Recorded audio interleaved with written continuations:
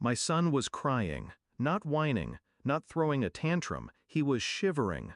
Shoulders curled inward like he was trying to disappear inside himself. He burned his hand with warm water, she said, a casual lie wrapped in maternal concern.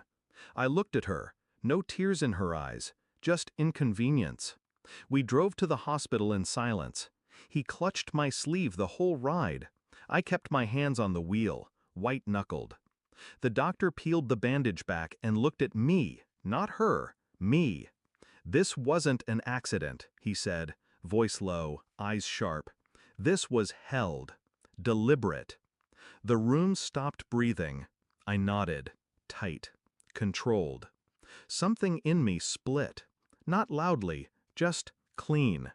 She didn't ask what the doctor said, didn't follow up, just lit a candle and scrolled her phone while our son lay on the couch, thumb in mouth, hand elevated like a wounded soldier. I watched her from the hallway, watched how still she could be, how untouched. He called her mommy, but lately it sounded like a question. I started seeing things backward, conversations replayed, smiles that didn't reach her eyes. That one time he flinched when she reached to hug him.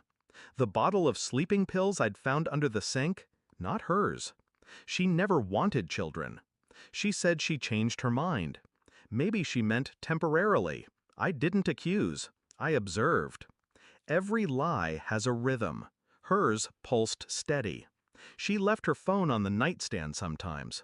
That was her mistake. The texts were nothing, at first.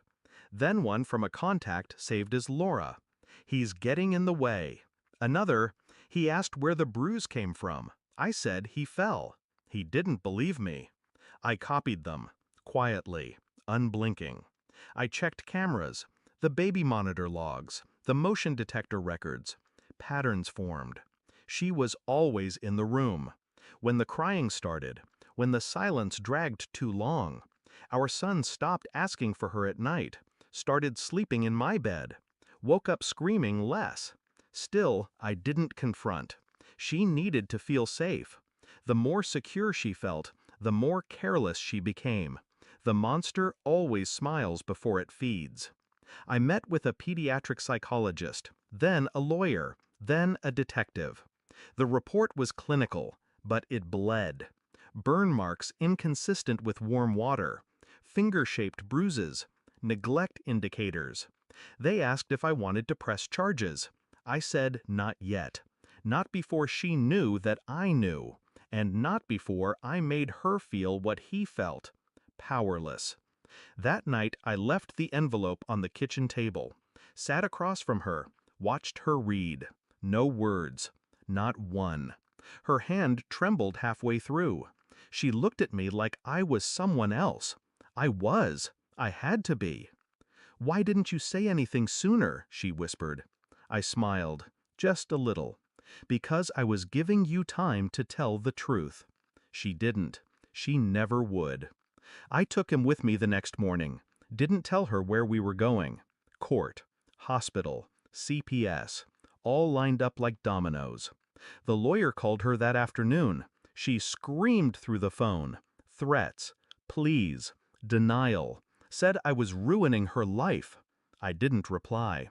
I sent the court order for emergency custody. Final, irrevocable.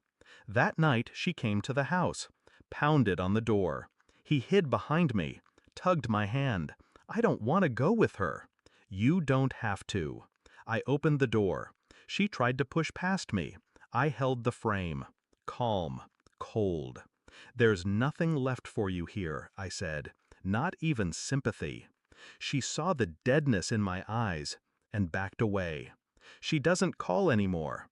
The silence feels earned, paid for in scars I didn't see until they were too deep to ignore.